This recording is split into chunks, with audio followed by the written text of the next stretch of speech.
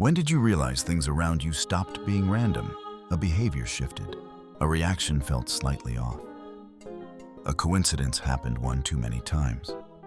Most people dismiss that feeling. But history shows something different. In 1912, scientists announced what they believed was the missing link in human evolution. Universities taught it. Experts defended it. Careers were built on it for more than 40 years. Then someone looked closer. The bones had been planted. The skull was fabricated. The entire narrative had been constructed from the beginning. And for decades, the scientific establishment had been defending a lie without even knowing it. It didn't collapse because new information suddenly appeared. It collapsed because one detail finally stopped fitting. That's always how it happens. Not with noise, not with a dramatic revelation. With a pause, a question, a single detail that no longer fits the explanation. And once you see it, you can't unsee it. Most people feel that moment and call it overthinking. They talk themselves out of it. They return to the comfortable story. But some people don't. Which one are you? Buried secrets, living truths. We've been here for a very long time. It's time for the ones who stayed to speak. We've been here longer than the explanations, longer than the excuses, longer than the people who thought they could rewrite what happened. They thought time would bury the truth. They misunderstood who stayed behind. We did. We watched the noise fade. We watched the stories bend. We watched certainty collapse under its own weight. While they moved on, we stayed with what was real. Truth doesn't disappear. It waits. It waits for the ones who endured the silence, the ones who didn't need applause, the ones who didn't need permission, the ones who stayed. And now that the dust has settled, now that the echoes have thinned, now that the last convenient version has fallen apart, we speak.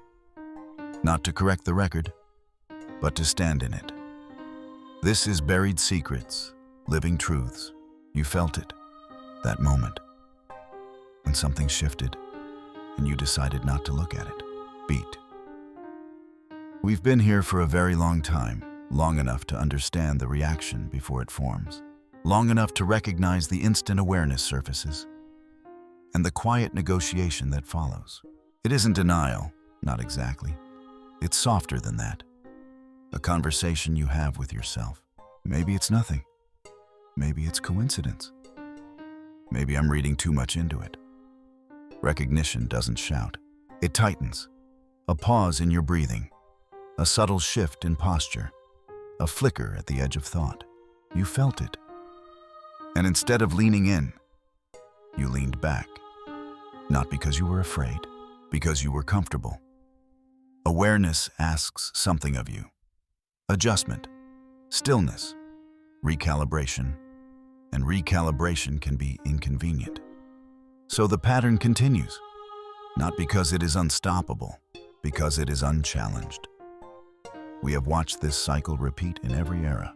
The few who notice, the many who rationalize, and the silence that grows between them. Nothing dramatic happens at first.